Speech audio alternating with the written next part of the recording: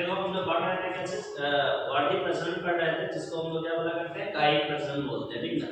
वर्धित प्रसरण जो होता है दो प्रकार का होता है, एक आपका क्या होता है प्राकृतिक वर्धित प्रसरण होता है, दूसरा क्या होता है आपका कृत्रिम वर्धित प्रसरण होता है। तो पिछले कक्षा में हम लोग क्या बात की थे, प्राकृतिक वर्धित प्रसरण के बारे में हम बात की थी। आज हम बात कर रहे हैं कि कृत्रिम वर्धित प्रसरण जो है वो कितने प्रकार से करा सकते हैं, ठीक है। तो कृत्रिम वर्धित प्रसरण जिसको हम आर्टिफिशियल वेजिटेटिव प्रोपेगेशन बोला करते हैं, ठीक ना।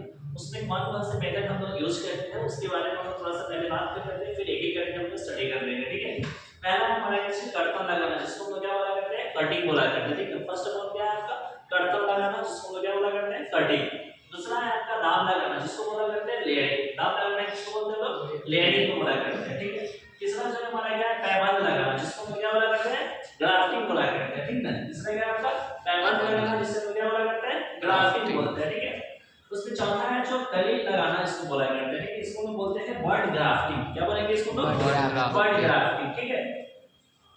पांचवा जो है हमारा उसको बोलते हैं गुटी लगाना, गुटी बोला करते हैं, ठीक ना।